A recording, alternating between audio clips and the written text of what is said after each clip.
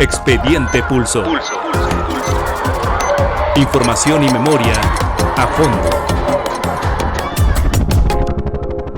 Muy buenos días, bienvenidos, bienvenidas a Expedientes Pulso. Nosotras somos Ángeles Hernández, Ángeles Medina y Paco Muñoz. Hoy vamos a hablar sobre el impacto de los programas sociales en la lucha contra la pobreza en México.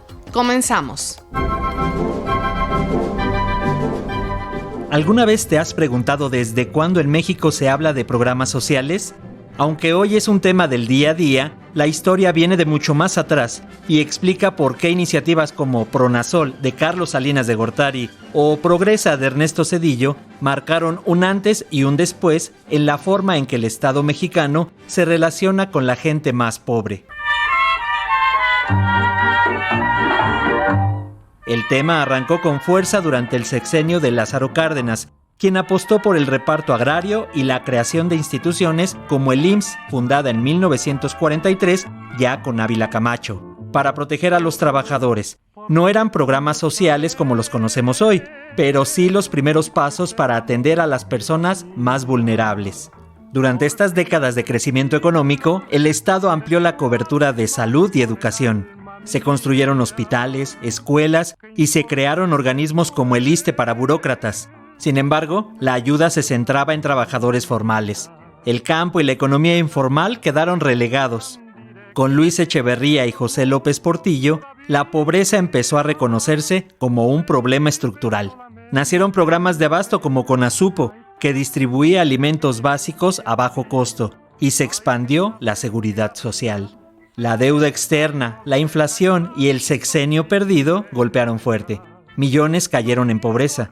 Fue en este contexto que Carlos Salinas de Gortari llegó con la promesa de un nuevo modelo, Pronasol. Así lo comenta el doctor Carlos Belti, investigador del Instituto de Investigaciones Sociales de la UNAM. No debemos perder de vista que las elecciones en el año de 88 pues fueron un evento problemático, es decir, un proceso que concluyó con un evento problemático, y hay que recordarlo porque los programas sociales fueron concebidos fundamentalmente para evitar, voy a utilizar el término que se utilizó en ese momento, en ese proceso electoral, para evitar la caída del sistema y más específicamente para evitar la pérdida del control político que durante décadas el Partido Revolucionario Institucional había mantenido en este país. ¿Cuál beca? La beca de solidaridad. Miren, cada mes les dan una despensa básica y una ayuda económica, además de la asistencia médica que necesiten. Lanzado en 1989, Pronasol buscaba atender la pobreza extrema con obras concretas y participación comunitaria. Se construyeron más de 50,000 aulas, 9,000 clínicas y 20,000 kilómetros de caminos, beneficiando a 10 millones de personas. Solidaridad. Unidos para progresar. No son dádivas lo que se requiere para enfrentar injusticia, olvido, hambre. Lo que se busca es crear las condiciones necesarias para que los que sobreviven en la pobreza puedan, a través del mejoramiento con su trabajo, superar su condición. Aunque tuvo impacto inmediato en infraestructura, también fue criticado por el uso político. Al final del sexenio, la pobreza seguía rondando el 52% de la población, esto con estimaciones posteriores del Coneval. Así lo explica el doctor Carlos Belti, investigador del Instituto de Investigaciones Sociales de la UNAM. El programa central era el denominado Programa de Bienestar Social. Es decir, se trataba de ir a las comunidades y definir acciones que incluyeran garantizar el abasto de productos básicos, tener desde luego los servicios públicos fundamentales como son el agua potable, el alcantarillado, desde luego la electrificación, la construcción de espacios cívicos y deportivos, y desde luego se planteaba la construcción de hospitales y centros de salud en las comunidades que se establecía tenían cierto nivel de marginación.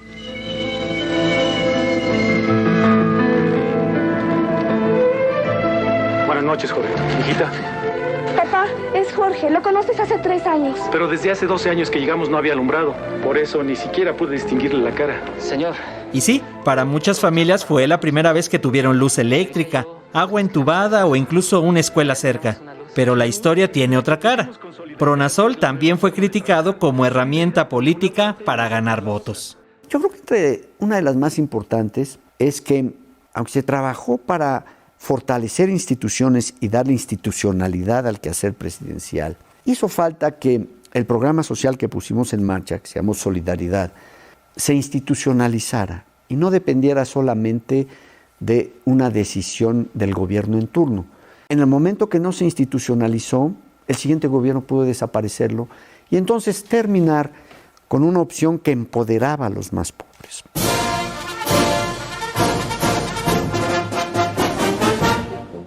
Ernesto Zedillo llegó en 1994 y casi de inmediato enfrentó una crisis brutal. El peso se desplomó, miles perdieron empleos y la pobreza se disparó hasta el 69% en 1996. En medio del desastre, en 1997 nació Progresa, un programa que cambió las reglas del juego. Así lo explica el doctor Carlos Beltic. Ya no hay ese sentido de atención solo con propósitos electorales de llevar la acción gubernamental y hacer visible esta acción gubernamental en las localidades en este país. No, se trata nuevamente con esa visión tecnocrática de incorporar acciones gubernamentales que incidan sobre los problemas de pobreza, pero a través de la creación de capital humano. Debo decir, aquí sí, que Progresa es el primer programa en el ámbito de la política social que en su diseño original crea todos los instrumentos para ser evaluado. Este programa brindará capacitación laboral, así como orientación familiar, cuidados prenatales, nutrición y protección de la salud. La riqueza esencial del hombre debe ser la educación. La educación es la principal riqueza de la población de menos recursos de México. De ella depende que tenga un porvenir de participación plena y bienestar, o un futuro de exclusión y marginalidad.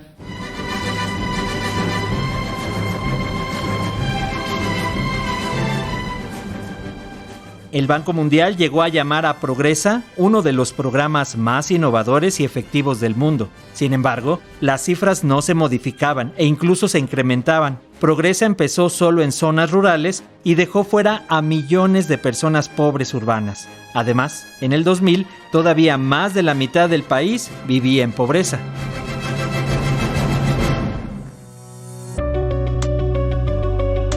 La llegada de Vicente Fox a la presidencia de la República generó gran expectativa. Se trataba del primer presidente de la alternancia y, a diferencia de sus antecesores, Vicente Fox iniciaba su mandato con un crecimiento económico sostenido que le daba un poco de legitimidad. Y aunque la política social no tenía un lugar relevante en su agenda, este gobierno presentó la Estrategia de Desarrollo Social Contigo. En nuestro proyecto de desarrollo humano existe una clara conciencia de que debemos diseñar alternativas efectivas para acabar con la pobreza.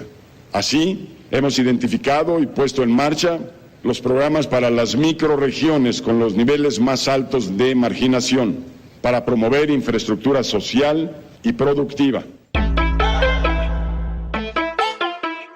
Vicente Fox creó el Programa de Desarrollo Humano Oportunidades, que era la continuidad de Progresa, y también el Seguro Popular. Oportunidades conservó el esquema original, pero amplió su cobertura. Primero a familias de zonas semiurbanas y luego a las zonas metropolitanas de las grandes ciudades del país. No conozco una sola historia de éxito que no empiece con una revolución educativa. Quien se beneficia por la falta de educación en este país es quien ha acaparado el poder, que recoge sus votos con el menos preparado, con el más pobre. Mientras no equipemos a cada chiquillo y a cada joven con un elevado nivel educativo, no habremos de alcanzar el país que queremos. Lo que queremos es verles crecer con dignidad, con orgullo, con oportunidades, libres. Se ampliaron también las becas de educación básica hasta educación media superior y se incorporó el programa Jóvenes con Oportunidades, que daba apoyo financiero a estudiantes para que al terminar la prepa o el bachillerato iniciaran su propio negocio. Prometer pensiones o apoyos a tercera edad es llevar a nuestro país y a nuestra economía a la quiebra. Y aunque en el 2004 Vicente Fox criticaba las pensiones que daba el entonces jefe de gobierno Andrés Manuel López Obrador a los adultos mayores, 2 años después, casi al final de ese sexenio, se incorporó a la política social el programa Apoyo a Adultos Mayores. El Seguro Popular ofreció servicios de salud a la población no asegurada y de menos recursos del país. Aprobado el proyecto de decreto por 290 votos a favor. Aprobado en lo general y en lo particular el proyecto de decreto que expide la ley del Consejo Nacional de Evaluación de la Política de Desarrollo Social. Finalmente, en el sexenio de Vicente Fox se promulgó la Ley General de Desarrollo Social y se creó el Consejo Nacional de Evaluación de la Política Social, el Coneval. Se trató de la primera norma en el país que regulaba las estrategias, políticas y acciones para abatir la pobreza en México.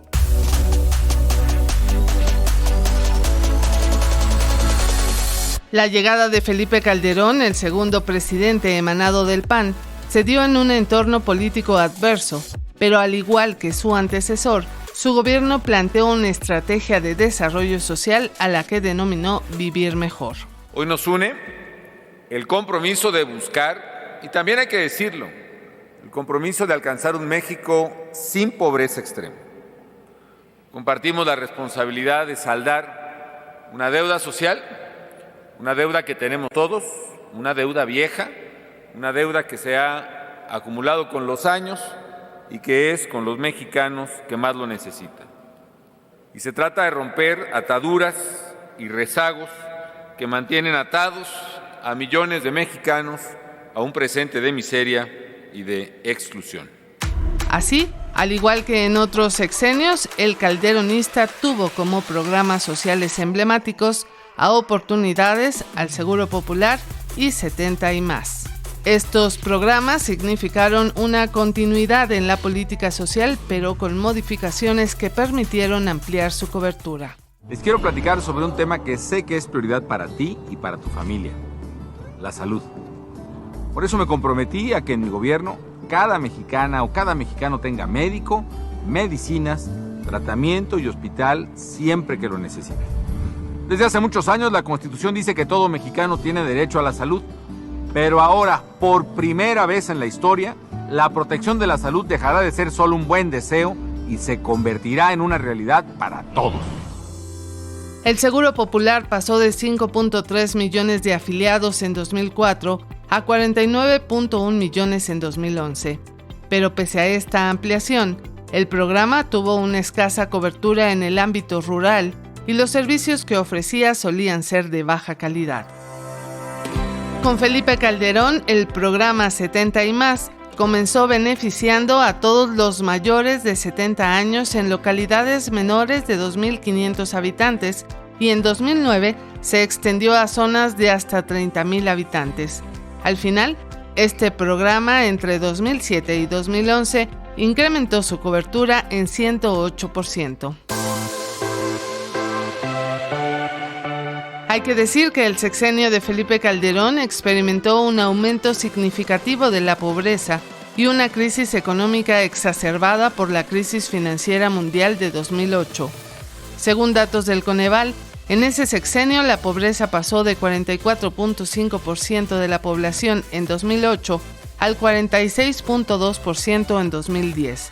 Pese a ello, Felipe Calderón afirmaba que la pobreza extrema se había contenido. A pesar de ser la crisis económica más grave que recuerde la humanidad, la pobreza extrema en el país logró ser contenida, porque de otra suerte se hubiera expandido irremediablemente. Una acción relevante en este sexenio fue el cambio en la medición de la pobreza, pues derivado de la Ley General de Desarrollo Social, el Coneval tuvo el mandato de medir la pobreza a través de múltiples dimensiones. Con esto, la población en situación de pobreza multidimensional sería aquella cuyos ingresos fueran insuficientes para adquirir los bienes y servicios que requiere para satisfacer sus necesidades. La llegada de Enrique Peña Nieto a la presidencia significó el regreso del Partido Revolucionario Institucional y por primera vez en la historia del país se incorporaron al Plan Nacional de Desarrollo indicadores para dar seguimiento a cada uno de los ejes y metas nacionales en esta materia. Al inicio de este sexenio, el secretario de Hacienda, Luis Videgaray, advirtió que los programas sociales aplicados en los últimos 20 años habían contenido la pobreza, pero no la habían combatido. En distintos indicadores observamos que el porcentaje de la población de mexicanos en pobreza, que al 2012, según lo que ha dado a conocer el Coneval, representa el 45% de la población, se ha mantenido esencialmente sin cambio en los últimos 20 años. Esto quiere decir que a pesar del éxito de los programas sociales de transferencias condicionados establecidos por las últimas 3 administraciones federales, es evidente que son las crisis abruptas en materia económica y financiera lo que más daña a la economía familiar y eleva los niveles de pobreza.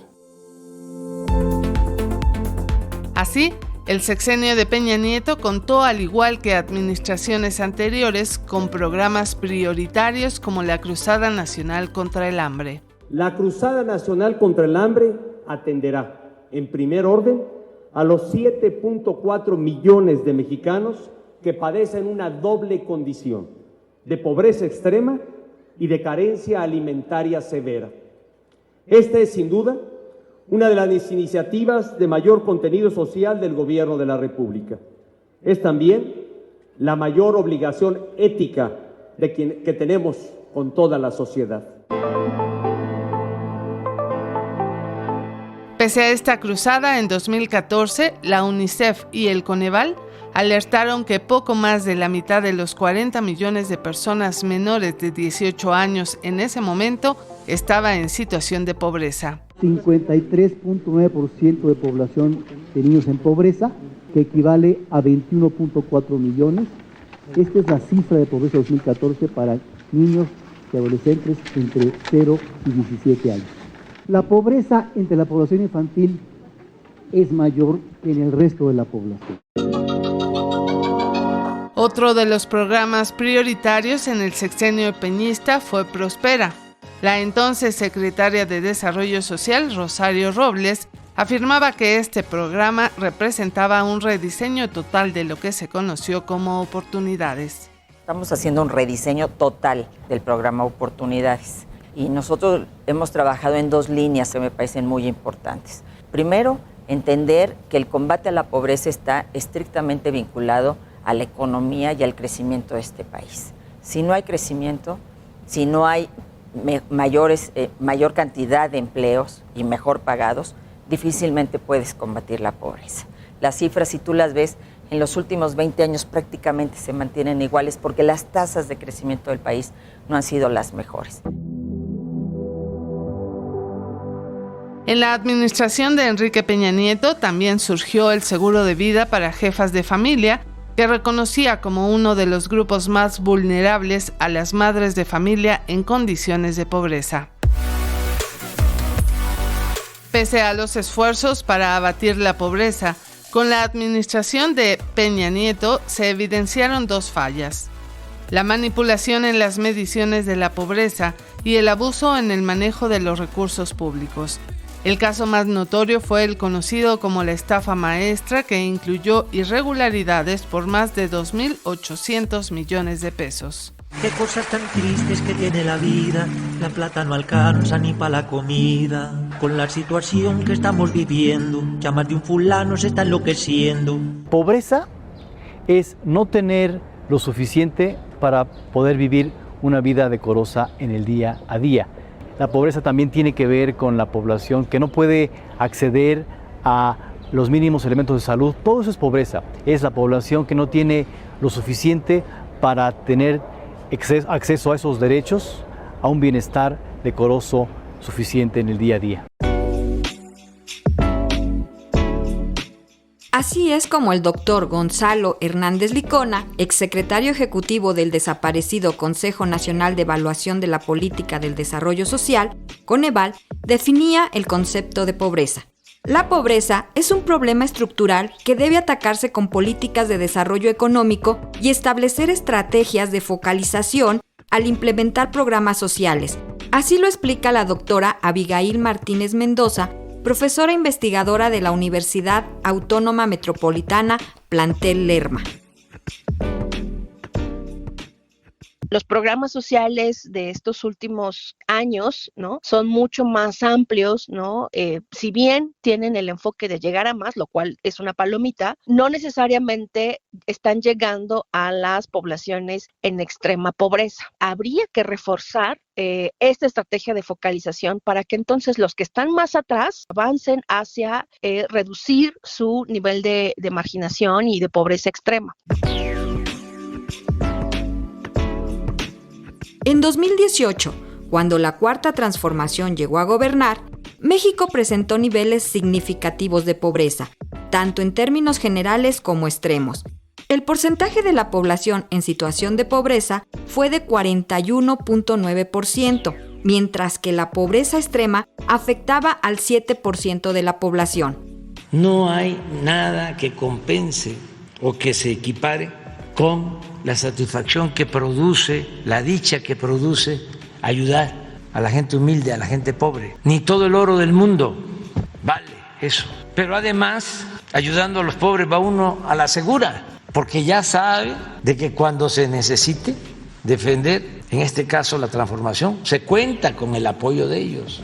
Con la estrategia Primero los pobres, durante su sexenio, el expresidente Andrés Manuel López Obrador buscó reducir la desigualdad socioeconómica y contribuir al bienestar social con ingresos suficientes. Para ello, impulsó los programas sociales del bienestar. En el gobierno obradorista, la cobertura alcanzó cerca del 70% de la población, lo que representó unos 33.4 millones de beneficiarios en diversos programas sociales, con un gasto de 26% anual, alcanzando el 6% del presupuesto total en esa administración. Los programas de bienestar se elevaron a rango constitucional. Eso es muy importante. Los programas de bienestar sean derechos constitucionales y esté quien esté en el gobierno, ya no van a poder quitarlos, porque ya está en el artículo 4.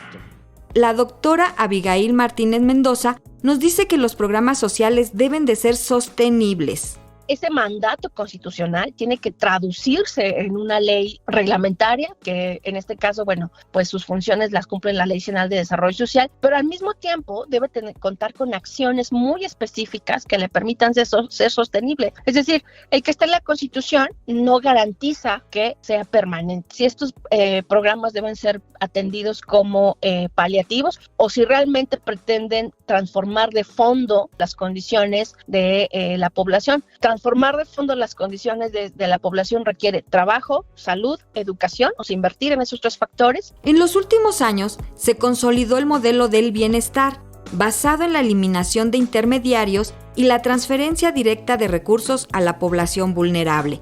Se implementaron 15 programas, los emblemáticos: pensión para adultos mayores, para personas con discapacidad, becas Benito Juárez, jóvenes construyendo el futuro y sembrando vida, este último operando en otras naciones. Sin embargo, la doctora Abigail Martínez comenta que no solo se debe depender de las transferencias. Cuando solamente dependemos de las transferencias económicas, pues al final del día la ciudadanía tiene que resolver cómo con ese dinero acudirá a la escuela o acudirá al centro de salud que debería, ¿no?, estar cerca de su vivienda, porque entonces cuando tengo yo estos servicios cerca de mi vivienda, mi grado de vulnerabilidad disminuye, pero si están alejados de mi vivienda, estoy expuesto, porque entonces frente a una enfermedad o frente a una situación de urgencia, no puedo ser atendido, tengo que trasladarme, y entonces no podemos depender solamente de las transferencias económicas, sino atender justamente otra serie de factores que están asociados a la pobreza.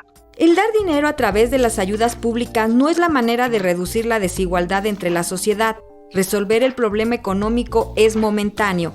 Así lo dice la licenciada en Trabajo Social, Fernanda Barrón. Sí la cambian, pero de manera inmediata, no es más bien solo es un paliativo, o no se obtiene más bien una mejora a largo plazo. Sí, mientras dure el programa y mientras estoy recibiendo la ayuda, efectivamente, mi condición de vida mejora y puedo tener mejores servicios, puedo comprar más cosas y pues mi nivel se estabiliza.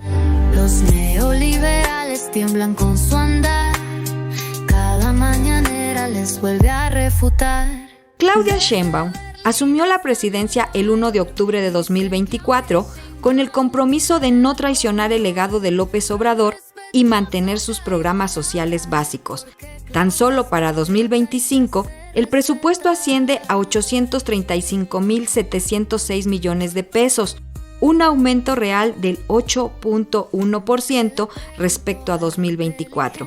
Se espera que más de 30 millones de hogares reciban algún beneficio. Se mantendrán todos los programas del bienestar y nos aseguraremos que su incremento anual nunca esté por debajo de la inflación. Pensión universal para las y los adultos mayores, pensión universal a personas con discapacidad, becas Benito Juárez para estudiantes de preparatorias públicas, becas estudiantes de escasos recursos, Sembrando Vida, Jóvenes Construyendo el Futuro, producción y pesca para el bienestar, fertilizantes gratuitos, precios de garantía, la escuela es nuestra y la clínica es nuestra, todos seguirán. Además, la presidenta Sheinbaum arrancó 2025 con 3 programas más: pensión para mujeres de 60 a 64 años, la beca universal a estudiantes Rita Cetina y Salud Casa por Casa, que atiende a adultos mayores. El presupuesto destinado a estos nuevos programas es de 96,000 millones de pesos. Es llegar a más personas, pues seguramente sí está atendiendo su objetivo, ¿no? Porque efectivamente se escucha que cada vez más personas disponen, ¿no?, de estos apoyos del bienestar, que no están mal.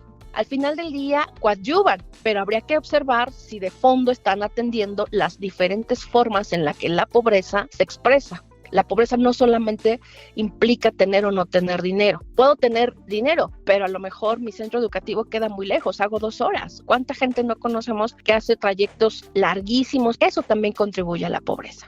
Aunque los programas del bienestar son fundamentales para mejorar la calidad de vida, enfrentan retos que requieren esfuerzo, innovación y compromiso para superarlos y lograr un cambio positivo en la sociedad. Es así como lo analiza la doctora Abigail Mendoza. Tienen diferentes desafíos, como toda la política mexicana que atiende la pobreza en la historia de México. Siempre hemos tenido desafíos de diferentes formas porque no solamente dependemos del desarrollo al interior del país, sino de factores externos, por un lado. Por otro, ¿no? Uno de los grandes desafíos, me parece, sigue siendo la focalización, es decir, que la efectividad de los programas sociales dependa justamente de los recursos, pero que estos les lleguen a las personas que realmente están dependiendo cada día de ese dinero. En resumen, los programas sociales han contribuido a disminuir la pobreza en el país, aunque no han logrado erradicar las desigualdades profundas. La continuidad del modelo de López Obrador bajo la presidencia de Sheinbaum representa una apuesta para consolidarlos, pero es crucial asegurarse de que no se trate únicamente de una estrategia para captar votos. Así lo expone la doctora Abigail Martínez Mendoza de la Universidad Autónoma Metropolitana, Unidad Lerma. Que estos programas sociales, como siempre se le ha hecho una crítica, ¿no?, a cualquier programa social de cualquier gobierno, de cualquier partido, es que no sean botín político, es decir, que no se utilicen como un factor o como un elemento para verse reflejado en las urnas, ¿no? Eso es súper importante que no lo perdamos de vista. Según los últimos datos del INEGI, México cerró 2024 con la menor desigualdad en la distribución del ingreso, una mejoría atribuible en parte a las transferencias de programas sociales y las remuneraciones al trabajo. Esto fue Expediente Pulso. Nos despedimos de ustedes, Ángeles Hernández, Francisco Muñoz y Ángeles Medina.